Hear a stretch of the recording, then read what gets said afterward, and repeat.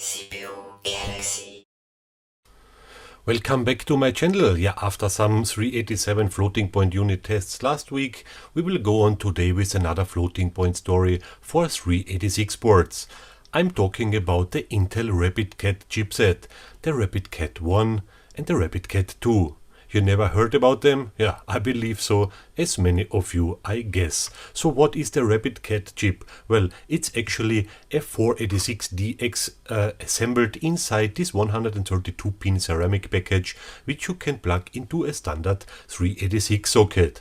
But Intel removed the 8 kilobytes of level 1 cache and the 486 specific instructions. You might think now that the smaller one is the floating point unit, but it isn't. Actually, the floating point unit is integrated in the RapidCAD 1 as a 486DX has. And the RapidCAD 2 is there to handle math exceptions because some software functions are automatically sent to the 387 socket, but only a few programs are using that functions, and so this RapidCAD 2 is barely useless. Released in 1992, the RapidCAD should give users the possibility to speed up the floating point operations up to 70%. With $499, it was a nice upgrade option for those who were not ready for a 486 system yet. But this would mostly affect only software which was using a floating point unit back in the days, as AutoCAD. Therefore, I guess the name RapidCAD was chosen because it's boosting those kind of softwares essentially.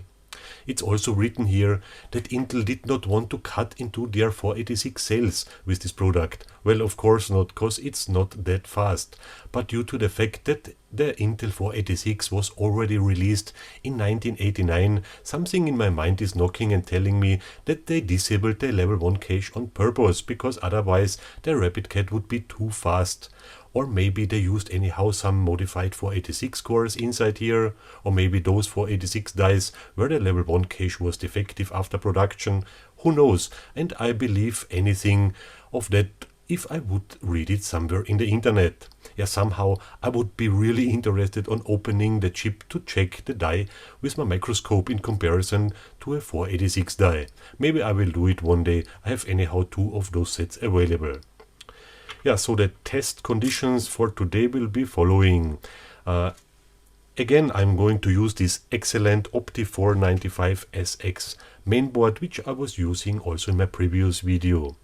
As a reference, we will take the Intel 386DX33 and the 387. Then we will test the RapidCAD chipset to see how much improvement we can get in terms of floating point unit and also integer calculations. After that, a 486DX33 to see the huge improvements a level 1 cache of 8 kilobytes is giving us. And remember, this nice board here, we can put here a 386 CPU as well as a 486, which is providing us a perfect test condition for a comparison.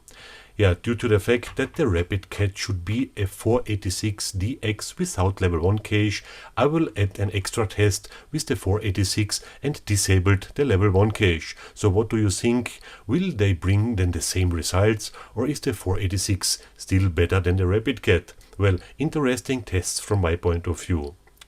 And because we have here a VESA local bus available, I will go then for a Tseng ET4000 video card to avoid any video card bottlenecks.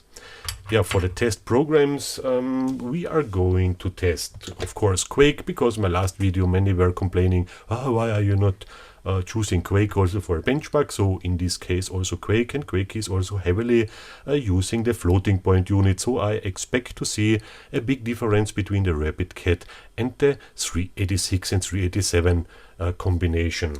Then of course 3D Bench, but 3D Bench is only using integer operations, so let's see if we can see here a difference. Then we use also Dr. Hart, but not only for floating point operations, also to see the integer performance of the chips here. Then of course again Fractint for generating some fractal images, which is also heavily loading the floating point unit. And last but not least also Doom, which is also not using the floating point unit, but just to see if we can have here some differences. Yeah, so I'm ready for testing. I'm very curious, and yeah, let's build up the setup.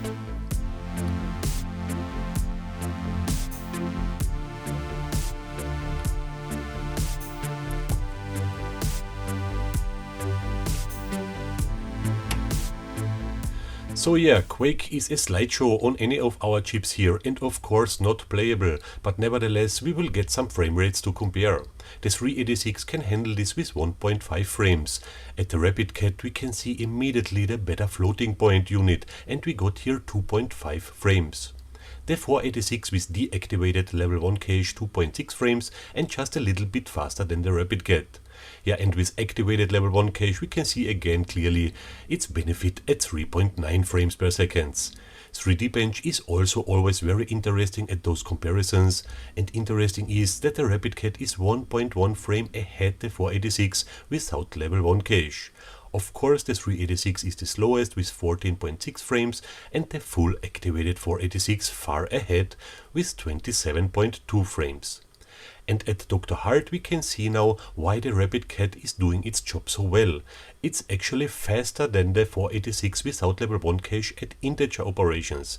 And for the floating point unit we got here the same value as the 486 without level 1 cache.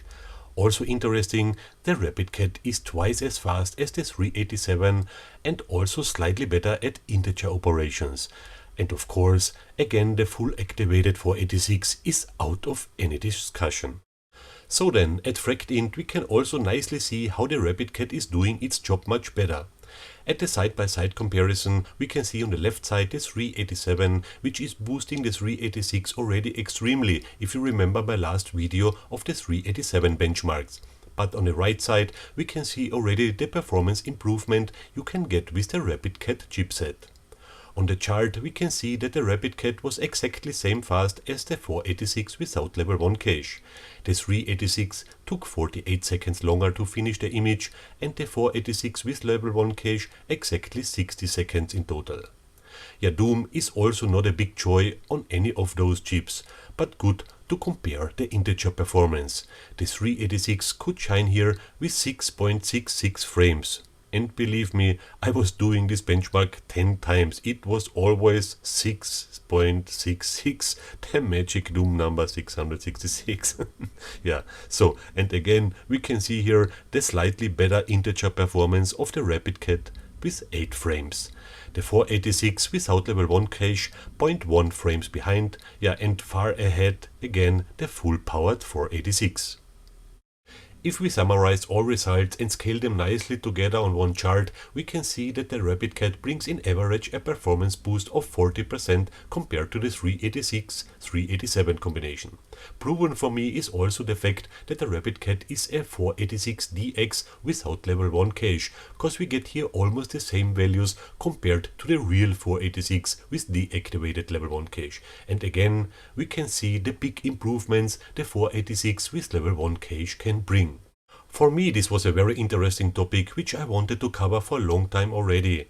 The RapidCAD, a strange chipset which is not very well known. I hope you liked the video, thumbs up if yes, and don't forget to subscribe. Thank you very much for watching and see you soon.